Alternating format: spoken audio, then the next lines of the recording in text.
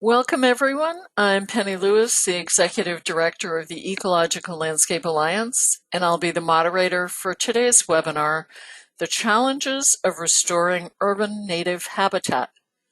This is part of the Focus on Sustainability webinar series developed by a group of organizations known for their quality ecological education. By collaborating on these webinars, we expand the reach of our programs to a broader audience. In case you're not familiar with our organizations, they are largely nonprofit and volunteer groups in the United States. Our Focus on Sustainability partners are the Ecological Landscape Alliance, the Chesapeake Conservation Landscaping Council, Deep Roots Kansas City, Rescape California, and the American Public Gardens Association. And now I'd like to introduce our presenter, Dr. Stephen Handel.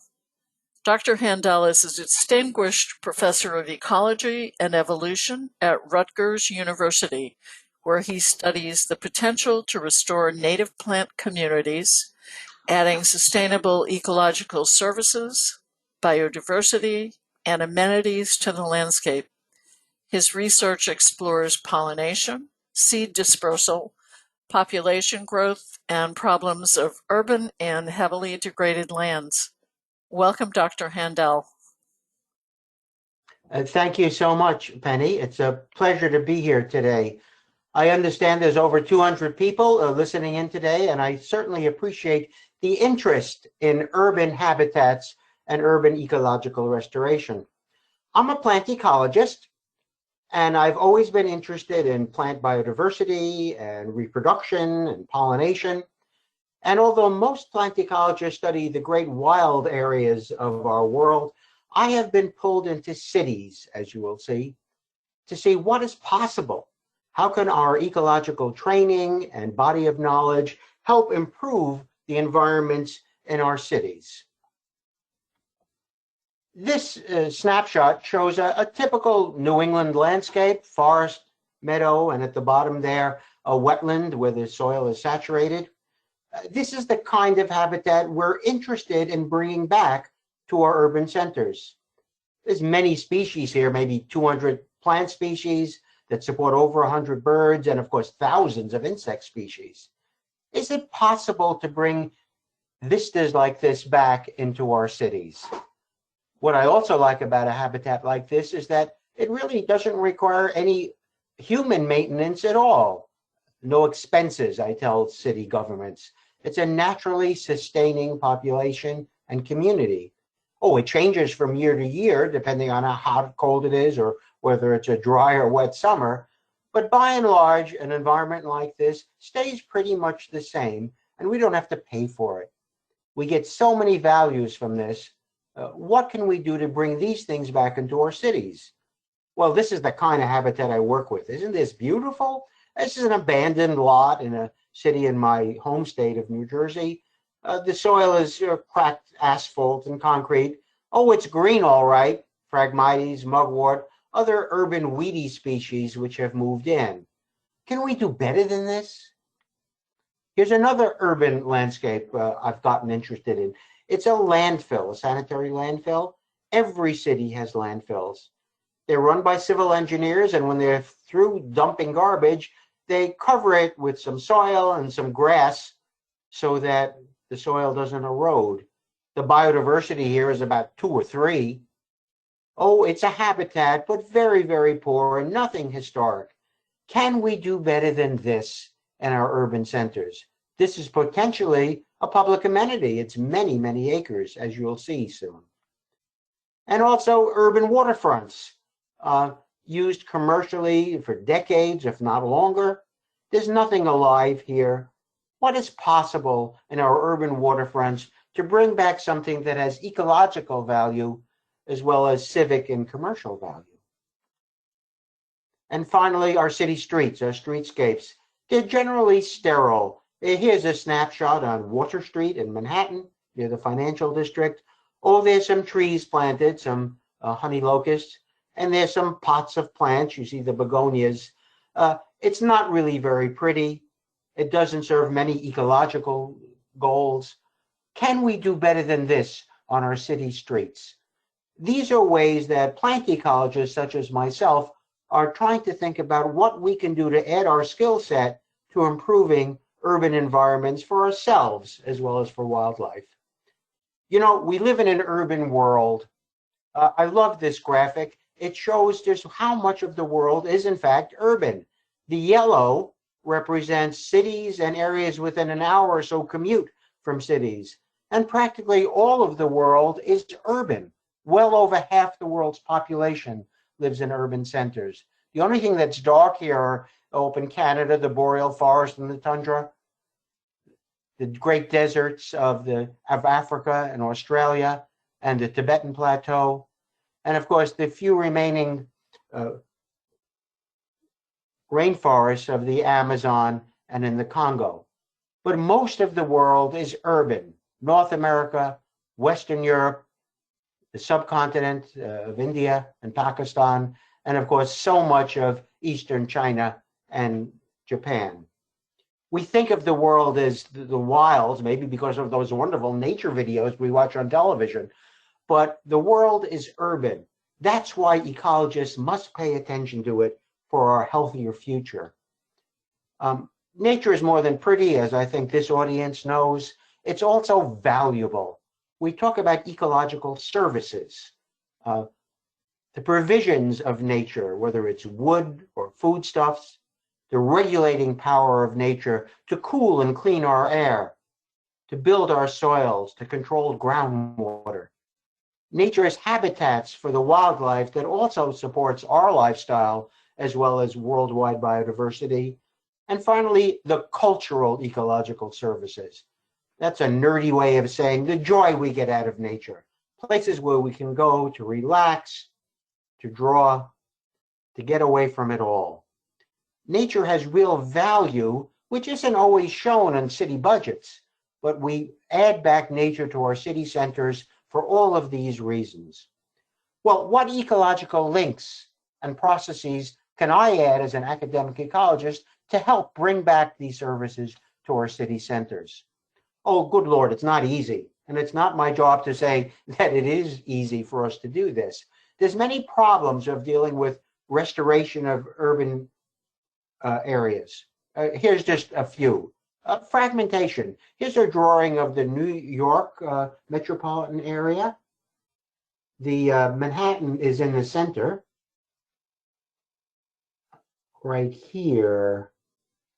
And look at nature around Manhattan. It's just a few green pockmarks. Those are the preserves and parks.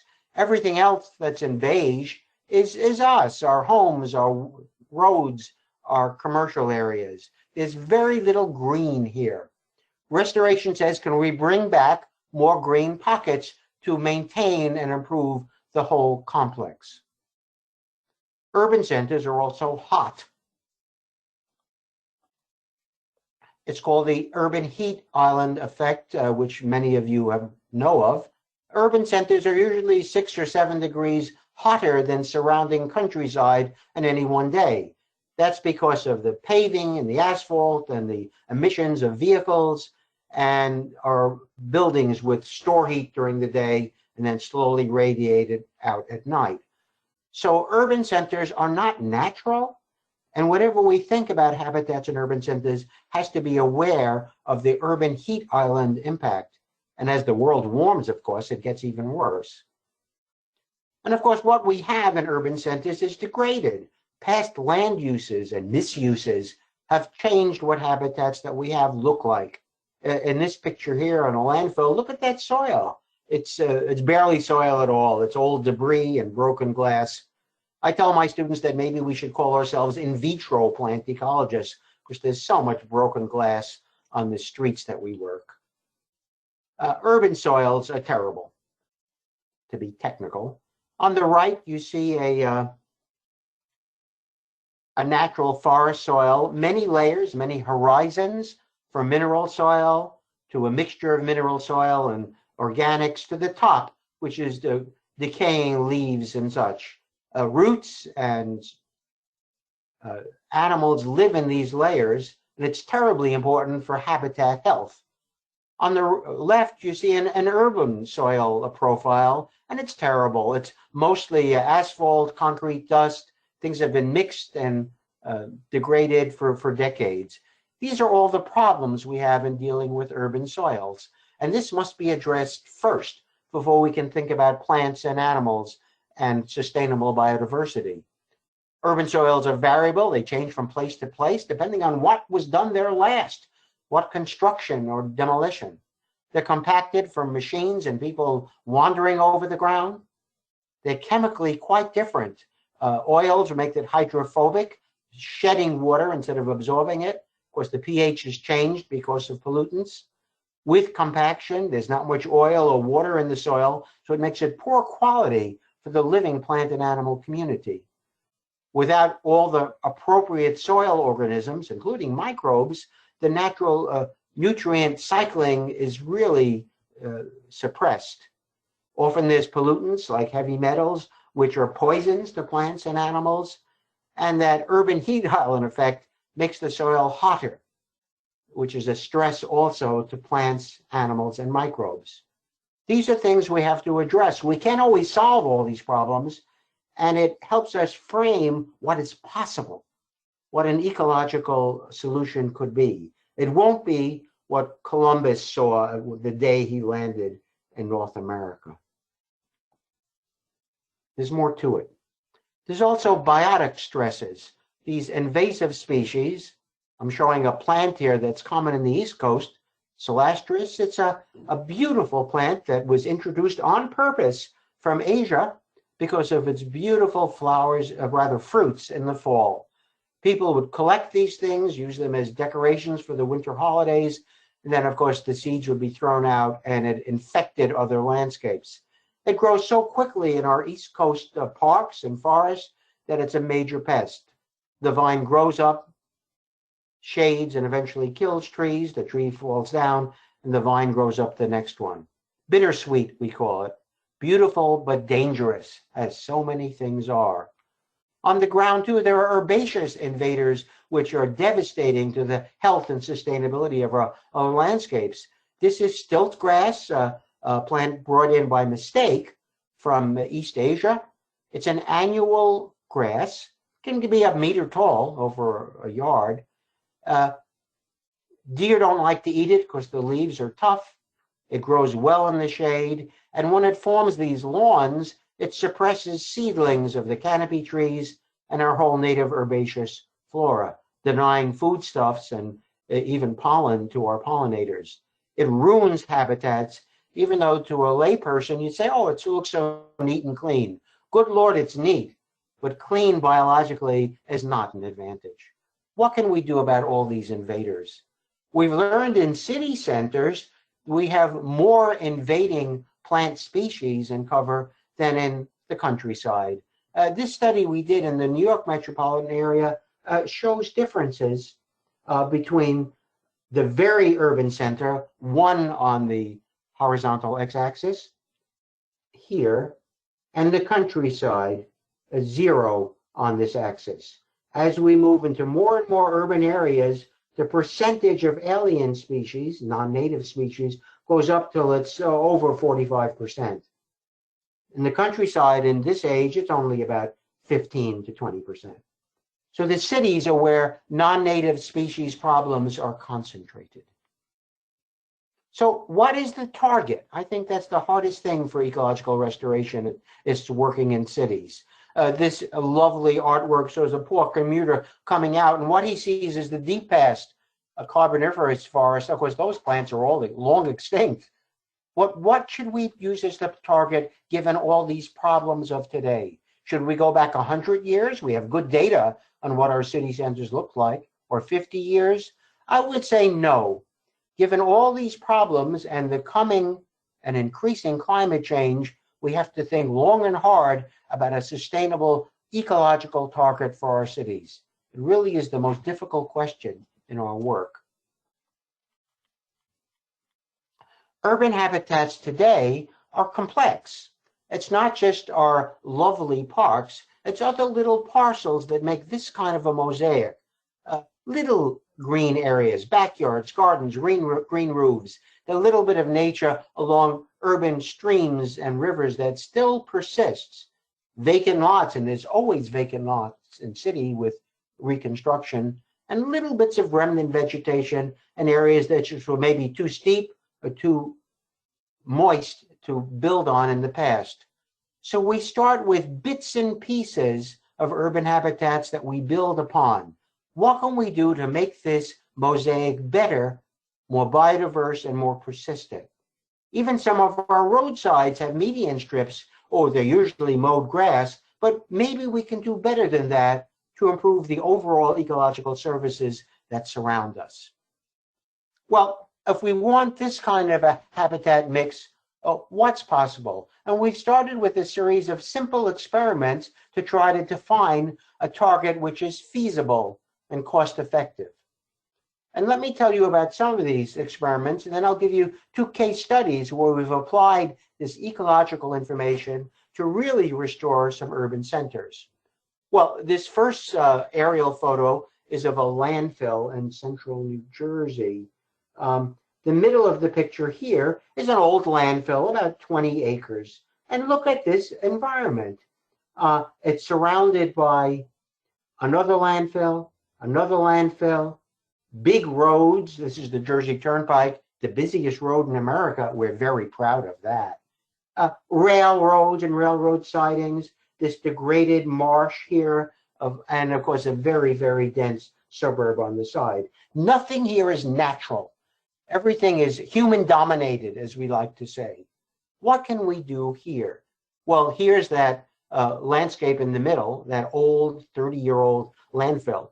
What's possible here? Look at the vegetation, just mugwort and one lonely ailanthus in the middle. What can we do to make this functioning and diverse and sustainable and really give us ecological services? Well, we start with the soil, as I've emphasized. What can we do? Look, I'm an academic. I have no money. I've got 20 acres to improve. Where do I go? Well, you go to Manhattan. We found a construction site where they were digging out for the footings of a new skyscraper. Manhattan was once covered by a glacier. This was a glacial river. There was a beautiful sandy loam that had been buried for about 14,000 years. We said to the construction company, if you take that dirt and move it to the meadowlands of Jersey, we'll let you dump it there for nothing. The guy said, wonderful. We saved him hundreds of thousands of dollars of what they call tipping fees to get rid of it. And we ended up with a very, very nice soil on my site. That's me in the middle getting very, very dirty. And I'm standing on about 2 feet of that soil from Manhattan, but we needed organic matter. So we went to a suburb who had been collecting leaf litter every fall from suburban gardens. We said, you can dump your rotting leaves on this landfill. We won't charge you anything. We got 20,000 cubic yards of leaf fill dumped on site. You can see them doing that now. Smelled like a brewery, of course. And we ended up with this, about a meter of fresh soil on top of the garbage where we could start adding healthy plant communities. Again, atypical, non-traditional partnerships, saving money, helping both the ecologist and public works and even the construction industry. Again, look at this environment.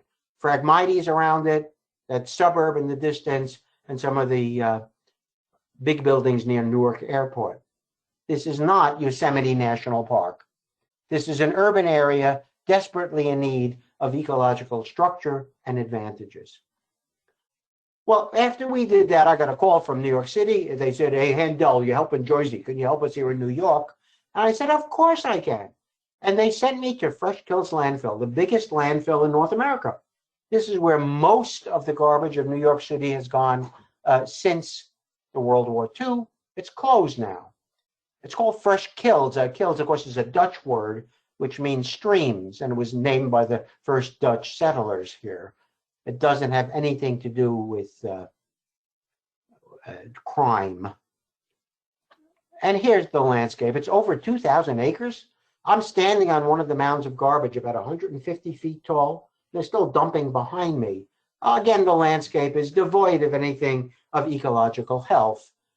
What do you do here? New York City has so many needs for its dollars, education, policing, everything else. I can't really tell the mayor spend a lot of money on trees and shrubs, as wonderful as they are. What ecological links could I try to bring to improve this landscape at low cost? And that drives a lot of our scientific work. Here was the first thing we tested, and I'll run through this quickly. Seed dispersal. Birds, as well as wind, bringing in seeds to this site so that new species get going at no cost to the landowner, in this case, the municipality. So many of our plants early in ecological succession have fleshy fruits like this. Birds come, eat the fruit, and out comes the seeds through their gut or through their beak. It's like you eating an apple and then throwing the core out with its seeds from the window of your electronic or energy sufficient vehicle. Could we bring this link in nature in to bring back plants at no cost to the landscape? So many of our native plants are dispersed by birds, of course. They're lovely, they're sustainable, they do well on even thin coastal soils. You'd want them in your project, in your environment. But you need the birds to bring in the seed unless you want to spend thousands of dollars buying and planting stock. Well, so here was the experiment on site. We put in little patches of some of these native trees and shrubs to try to get birds to visit the site and then get them to spread around the seeds of the stuff we put in. These are the things I planted here on the East Coast, 7 native species that have fleshy fruit that make lots of fruit early in their life history. Oh, I didn't want to wait a dozen years or more for an oak to make an acorn. All of these things are appropriate for eastern United States habitats, and there are similar things all over the country, of course. This was the planting and the experiment, which gave us a very important clue for what is possible to restore urban habitats. We had 20 patches of plants, some big, 70 plants, 10 of each of those species, and some small, 1 of each of the species, 7 plants. The issue is here, is there a scale-dependent process? What would I say to the mayor? Look, mayor, you can plant lots of little patches, they'll work well, but maybe I need bigger patches to attract the birds to bring in those seeds. So it's developing techniques and protocols for urban restoration. The results were really quite interesting. Here's one of my patches. We put little canvas seed traps under the trees, and we went back every few weeks and collected whatever seeds we can find to tell us what kinds of seeds, if any, the birds were bringing in. Again, look at this landscape. Roads, tank farms, industrial zones. It's not really beautiful. Well, this is the data, so to speak. It's the seeds we collect from the traps. There are field guides to seeds, so you can actually identify the species of each seed just from the size and shape. And the results were really remarkable.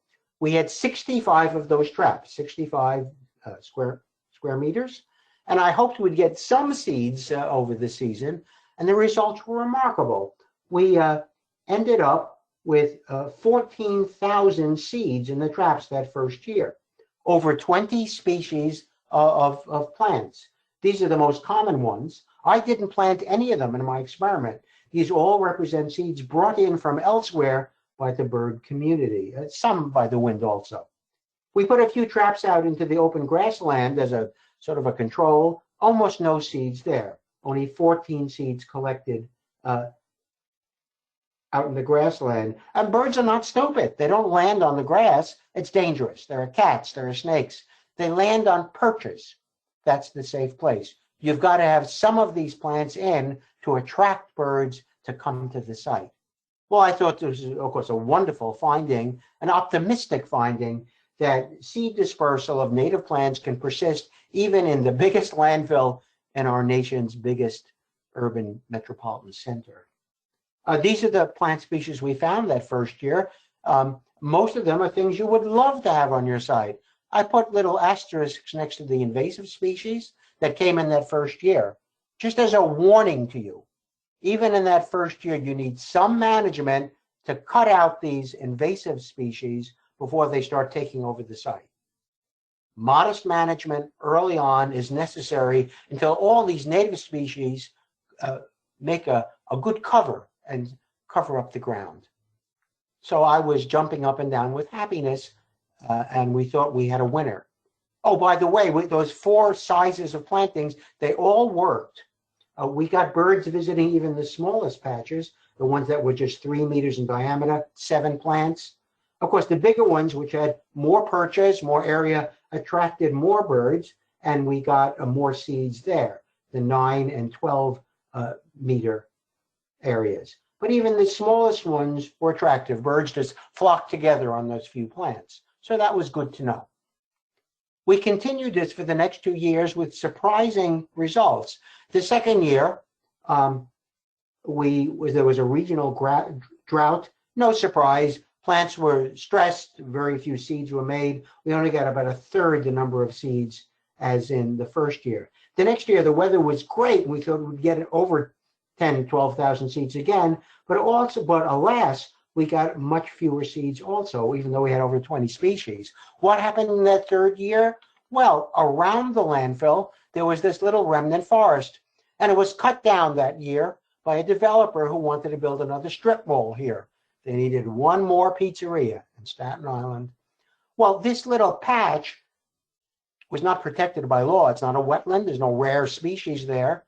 So he was allowed to cut it down. But this patch was where the seeds were coming from, the birds were coming from, and of course we learned the pollinators were coming from. As ecological citizens, we have to learn to really value these urban small patches, which are valuable to improve the future of ecology in our cities. But we're not done yet. We got a lot of seeds of a lot of species coming in, but not everything. Not everything is dispersed by wind or birds or small mammals. On the forest floor, so many of our wildflowers are dispersed by ants, a very specific interaction. The white in this picture are white trillium, very common in our eastern rich woodlands.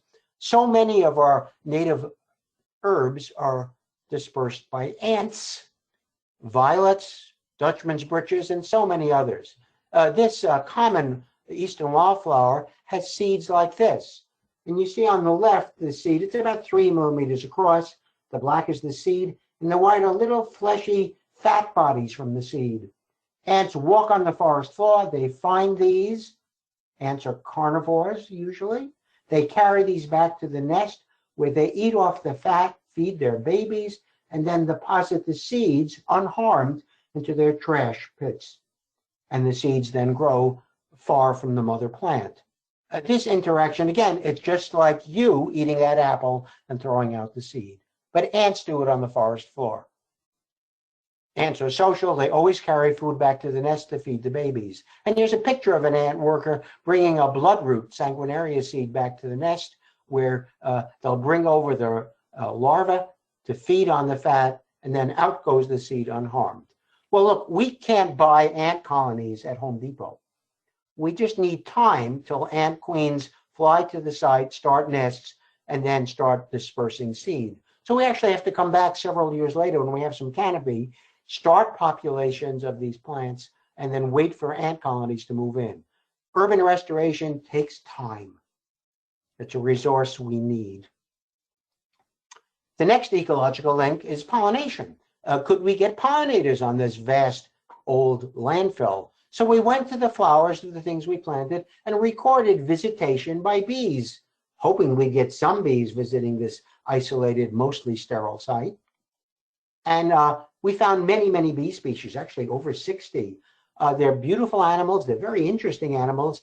And of course, they're not really dangerous. I tell the public, look, they're pollinators. I don't like to use the word bees because people are afraid of bees.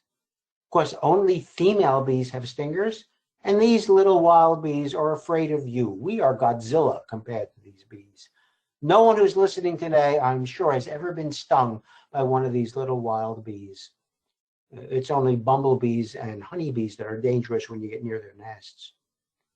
What we found on site was, again, over 60 species visiting the flowers. And look at this little demonstration and experiment we did. We planted the same plants from the edge of the landfill, 0, to the middle of the landfill, 350 meters in. That's over 3 football fields in length, if that helps you. And we planted the same species also in that remnant woodland and just compared bee visits all over to see, do bees go everywhere or are they limited to the edge, is what I really expected. And we recorded bee visits everywhere. Here's some of the findings. And again, it was very, very interesting. The most important thing here is that there's colored squares almost everywhere. This axis, where it says location, is the distance, where 0 is the edge. This other axis shows us the kinds of bees, and the height shows how many per 10-minute visit. The most surprising thing in this diagram was on the far right, this orange bar here, which is high. That's the middle of the landfill. We thought that would be, it is most distant from the woodland. Why is it so tall? It should be really low. It turns out there was an erosion gully there in the middle, and bees nest in open soil. They don't like to nest in grasses. It's hard to dig. Well, the erosion gully is where we had a lot of bees nesting and visiting the plants around it.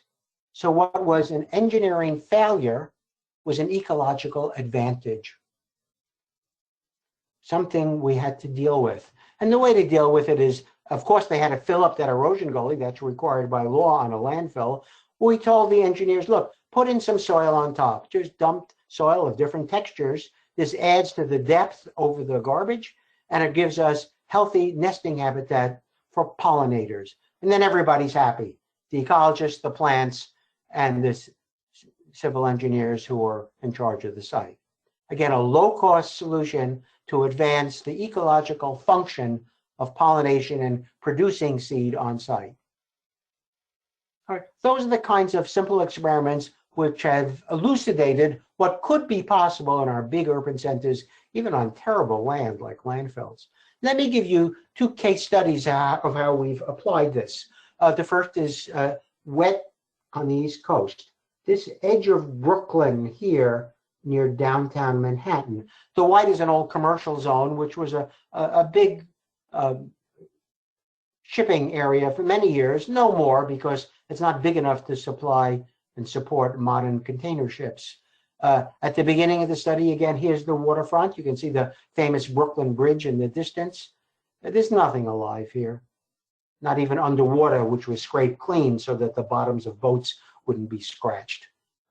This area was turned into a big public park by the city of New York and the state of New York.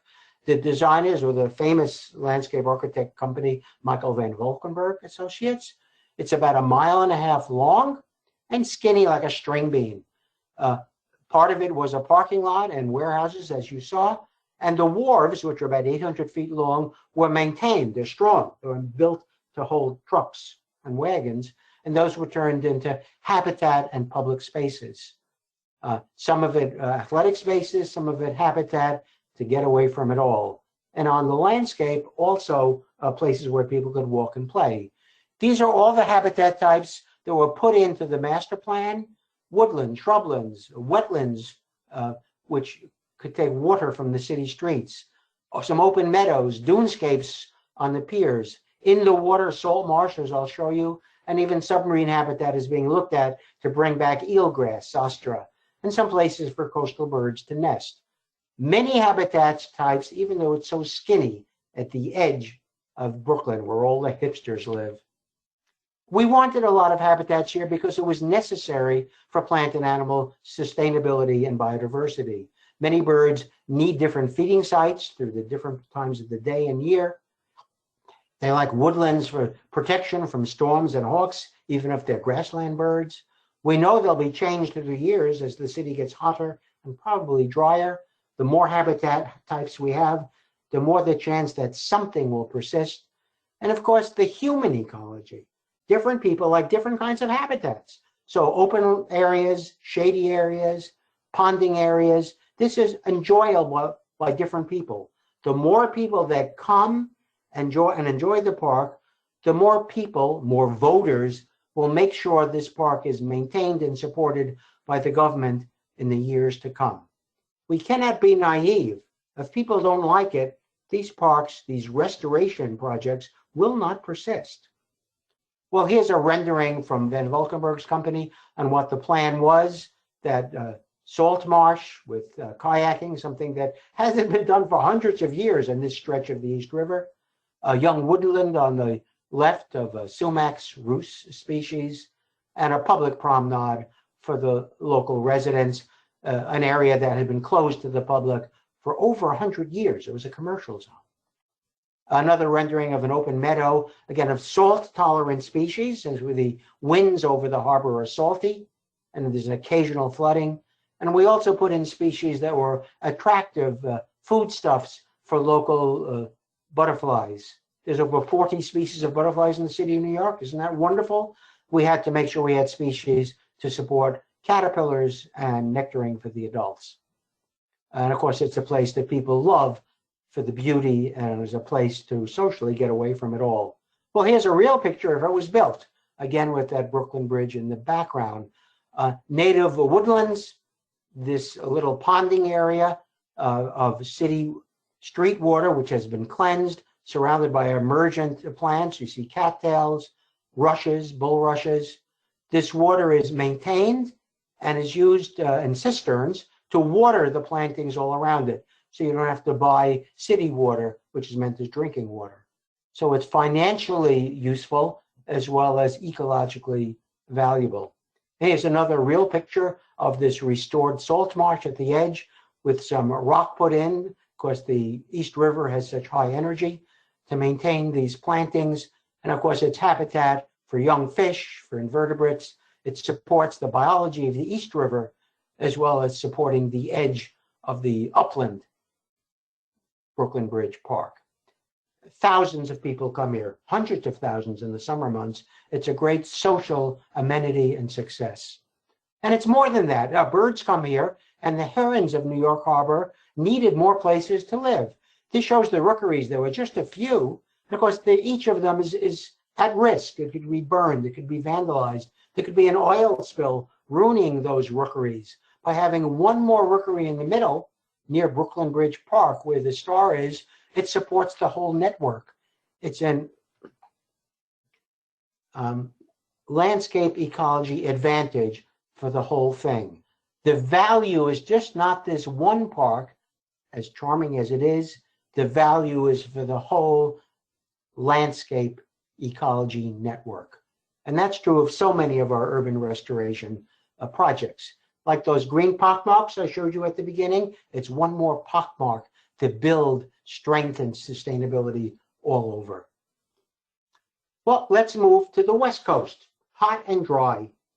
This is a project we were happy to be involved with in Orange County, California, not far from Laguna Beach of fame. This was a Marine Air Corps station for many, many decades. And it served our defense in World War II, Korea, and the Vietnam War. And it was abandoned by the Pentagon, and the land was eventually sort of turned over to Irvine in Orange County. And a plan was put together to make this into a public park. The air station was over 2,000 acres. It's not trivial. Here it is at the beginning of the project. That long runway is about 2 miles long. Good, we're not talking about a pocket park here, folks. It's a big piece of land. In the distance are the coastal ranges, which are a national forest, Cleveland National Forest. And the landscape is flat as a pancake. You can't land jets where there's bumps. So it was graded flat, and then the runways put in. And surrounding it are hangars, maintenance facilities, headquarters, barracks for the troops, and so on. The only thing green is that little golf course there for R&R. Well, what could you do with a landscape like this to make it ecologically valuable as well as socially valuable, the human ecology aspect? This is the plan that was put together. The lead landscape architects were Ken Smith of New York and Mia Lera of Los Angeles, who worked on this for a few years. I'll do this quickly. The old landscape is totally changed. Starting at the right, this is a wildlife corridor closed to people. It's just for critters to march from the coast, from the Cleveland National Forest down to the coast ranges. And then there was a stream on the property which had been buried by the Army. that was daylighted, open to the public with a living landscape around it to support wildlife, and nature trails too. That is not closed to the people. The big move that was designed was something that's called a canyon, digging down about 15 yards to create a canyon, native landscaping, as I'll show you, as a big public amenity. And then further beyond that is a more traditional public park facilities, athletic fields, festival fields, social space, of course, a big parking lot here for the visitors of the county. But we said around the parking lot, let's put another orange grove for urban ag and to honor the agricultural history of the area.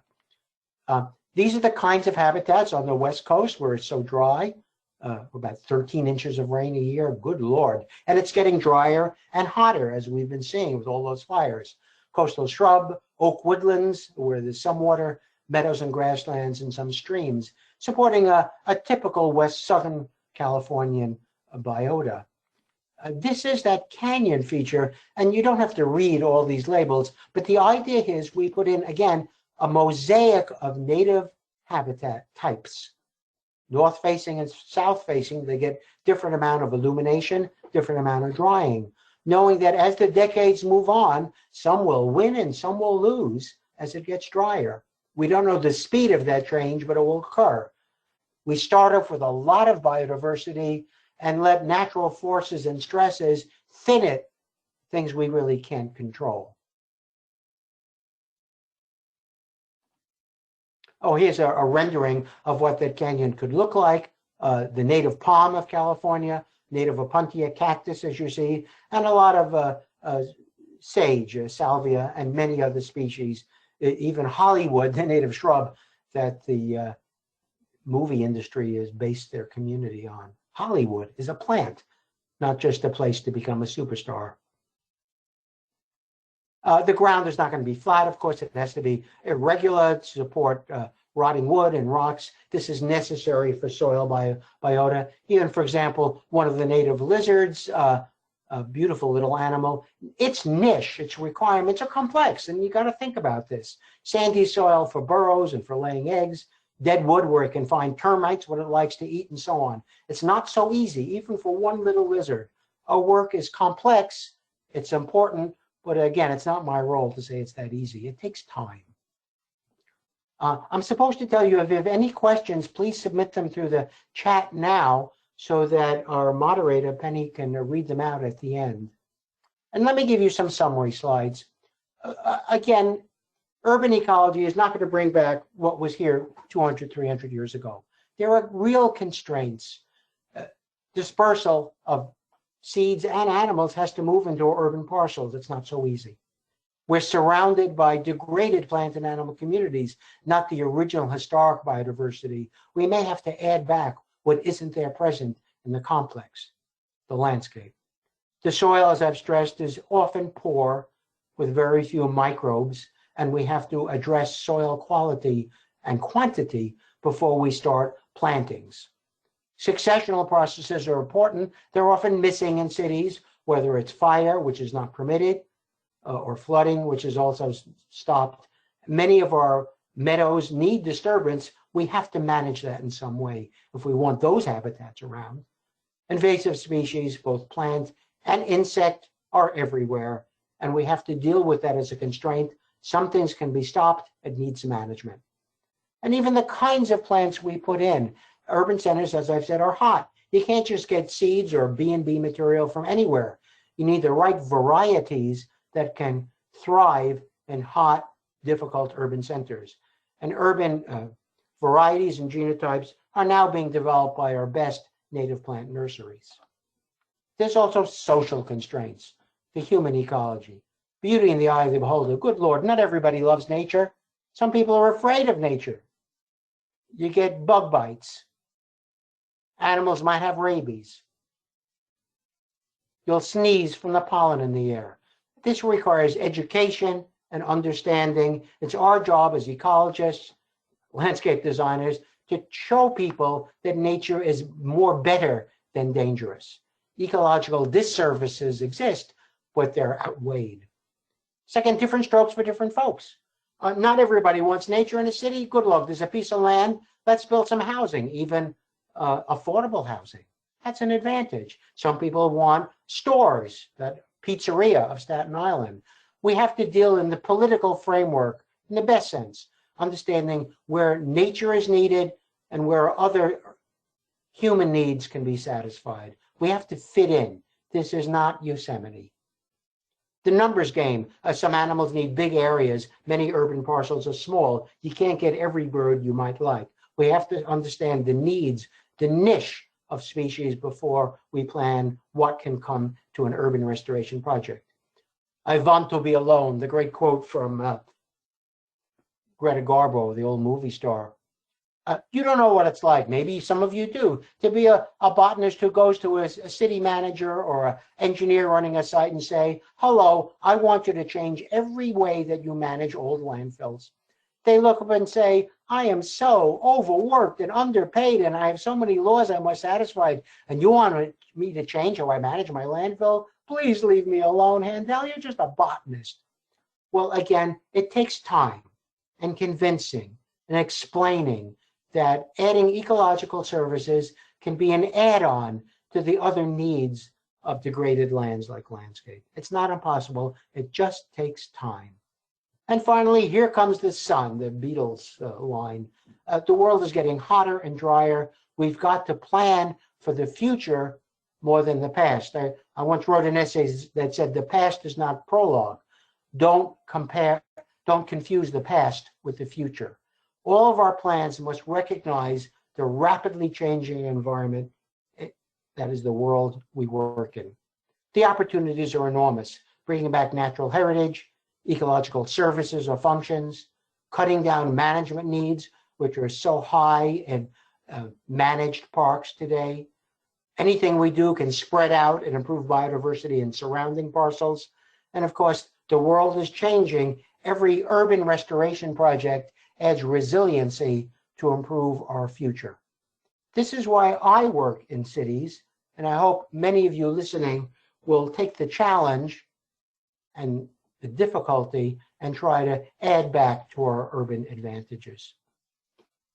There's many readings in this. I've put 4 here on this last slide to get you going, and each of these articles has, of course, a big bibliography.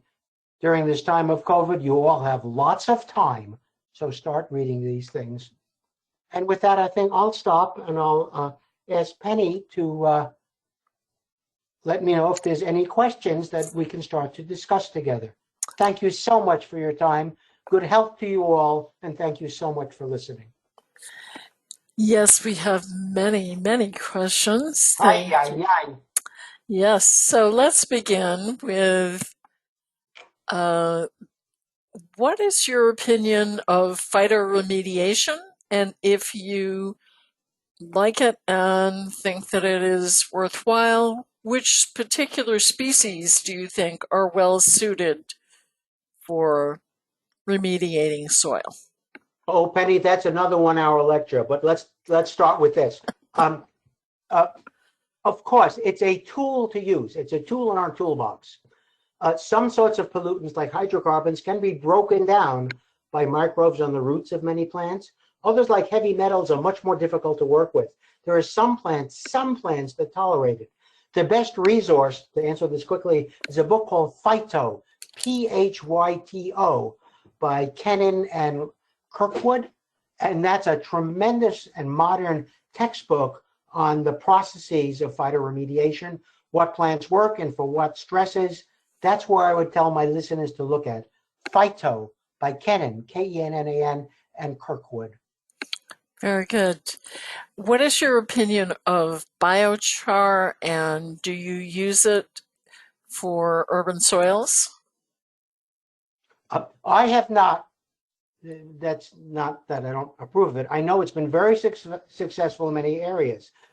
There's an issue of supply and quantity. The sites, as you've seen, I've worked with it, are very big, and it's sometimes hard to get that much biochar to support the soil in a big property. Depends on your budget and needs. It is a positive tool, and I think, frankly, anything that can be added to improve urban soils, whether it's leaf mulch from gardens or chopped up Christmas trees is what New York City sometimes uses, or a clean fill that's healthy from construction sites. They all play a role. And I ask people to think broadly and synthetically to find enough material to improve soil profiles. Okay. Penny, I'm answering succinctly because you said there's 3,000 questions. I don't want to give a lecture for each answer. Very good. Keep going. Well, there aren't 3,000, but there are several. What did you do with the seed that was collected in the traps? What did we do with it? Well, after we identified it, we went out and spread it back on the ground. We weren't going to throw them out. That would have been a sin. Of course, the seeds only grow well where there's safe sites, where there's openings in the soil, where there's a lot of grass on the landfill. It's a bad microenvironment for seedlings. You really need openings in the soil, and that's another study which I didn't talk about today. But the seeds could be brought back. Some of them need overwintering, of course, before they can germinate and emerge. And that's true for so many of our native species. And the next question is lead a concern in the soil for plants other than edible crops? Lead, zinc, nickel are all toxins to many plants, and at a high enough concentration, they suppress growth. So you really need a good soil test on an urban site where you often don't know what the land use has been for the last 20, 40, 60 years. You sometimes have to cover soil that has high concentrations of heavy metal. It's expensive to remove it and replace it. Things with a lot of heavy metal are hazardous waste, and there's many laws that regulate them, as we've all learned. So yes, if there's a high incidence of heavy metals, you really have to talk to a regulator and a city environmental health person to know what's possible. Also, of course, if you want people to be on the site, there are additional rules of how much heavy metals in soil are even allowed before kids can play with it and eat it, or whether you can even use it as a residential zone. So at that point, you must talk to an environmental official from your community. Okay. How did you manage compaction with the heavy equipment that you had on your sites? For a sizable site, it's really not that hard. There's a gadget called a ripper. It looks like a giant fork or a hand tool that goes on the back of a bulldozer, and you drag that through the soil, and it loosens up the top 8-10 inches till it's more friable and better. So it's called a ripper, or you can use a disker, something farmers use so often in agricultural fields, and that loosens the top layers, and then it becomes amenable for a seed emergence.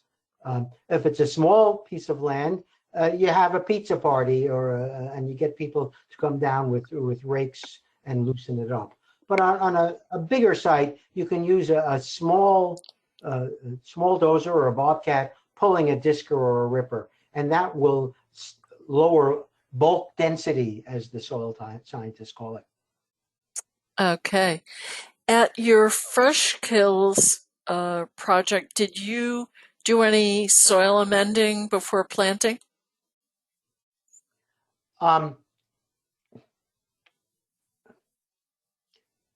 It's a huge site, and there are different solutions for different parts of it.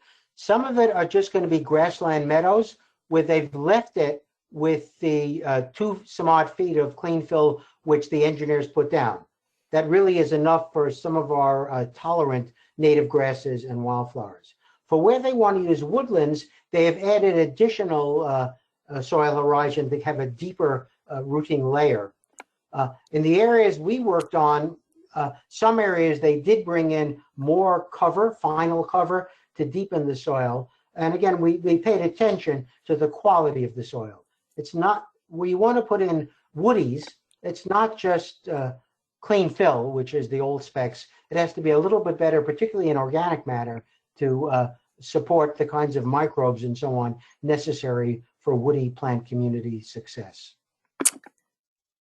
What specific tree species do you recommend for restoring degraded urban sites in the Northeast? The Northeast is everything from Cape Cod to the mountains of Vermont. So let's be careful here. But let me be serious. Every state has lists of native plants for different habitats. Massachusetts has a website, Native Habitats of Massachusetts. New York City Parks Department has a website of recommended plants for different environment types. Many of our good native plant nurseries have lists of recommended plants for different habitat types, such as Van Berkom in Massachusetts, or rather in New Hampshire, and Pinelands Nursery in New Jersey. So there are technical sources where you can go to look at lists of woodies and herbaceous plants for different habitat types, whether it's meadows or woodlands, dry soils, wetlands, coastal zones. And many landscape architects, of course, are trained in this, as well as plant ecologists like myself. So don't feel you have no one to turn to. There are professions who can help, and in fact, they're devoted to helping in these kinds of questions. You don't have to be alone. Online sources, governmental sources, professional sources from the Society for Ecological Restoration and the American Society of Landscape Architects. Right? Don't feel you're walking alone. Great advice. Can you talk about I should have said your organization too. Aye. Everybody call up Penny if you want advice. Yeah. Can you talk about the watering plan for the first year of the landfill project? We actually did do prophylactic watering the first year. We brought in a watering truck that first year with the woody plantings, and we watered every other week or so with a hose, just to the soil, is sort of thin, 2 feet or so deep, just to make sure they made it the first year. But nothing was done after that, and things did fine. Again, it's a matter of starting with plants which can tolerate seasonal dry soil. That's part of determining the appropriate palette or list of plant species. But we did do watering in our projects that first year, and we do recommend that. Are pesticides or herbicides part of your work?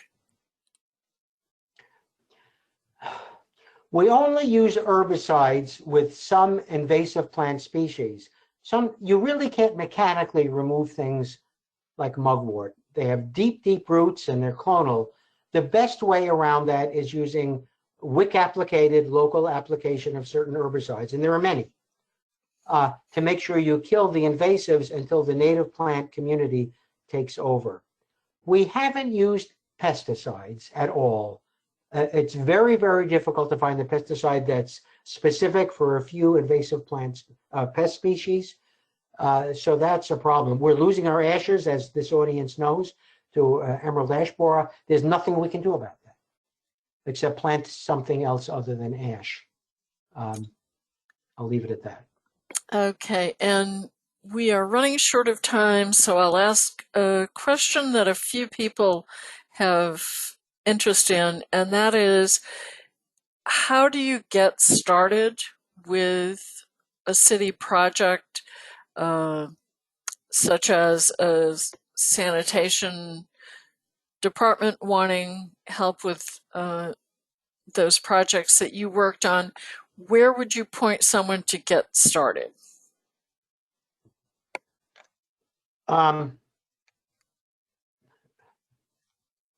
If there's a city landscape that you'd like to see be improved ecologically, is that the question, Penny? Is it that I read it? I think the question is about waste space, abandoned space. There are a few different takes on this question.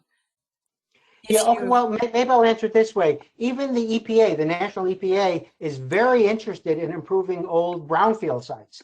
And they have online publications for regreening of brownfield sites. course, there's our work in New York City landfills. There's this is not new anymore. There are many, many precedents, case studies that you can point to. And I think I would start with your local EPA region and speak to someone there who deals with brownfield restoration and ask them if they can give you some local sources for examples and even professionals who have done that where you live and work. And they can give you an access to the beginning literature and what people would be interested in.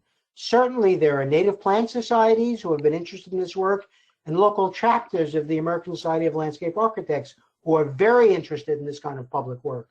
And they can help you find a team of people who will partner with you to try to improve their environments.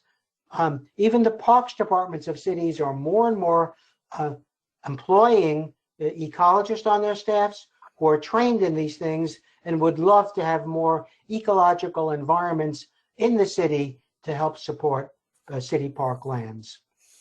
And one quick follow-on to that, what strategy did you use for disposing of the invasives that were removed? You got to be careful with them. Some of them have seed and so on. We often put them together and compost them separately for a few years until the rootstocks are dead and the seeds don't die in a few years. We don't spread that over sites again because seeds, even of microstygium, can last 6-7 years. So that is biologically a hazardous waste. You got to keep them separate. I don't burn these things. That it's hard to burn in cities. That's considered air pollution. So we isolate them and keep them as an isolated compost pile. If you have a lot of it, of course, it's a problem. Well, this has been excellent, Dr. Handel. Thank you so much for sharing and giving us the inspiration to move forward in our communities and try to make a difference and create enhanced habitats. So thank you so much for your time. Well, thank you. It's been a lot of fun, and good luck to all of you listening in. And remember, ELA and their website is a tremendous source of information. You should always turn to that also for help as the years move on. And best of luck to you all.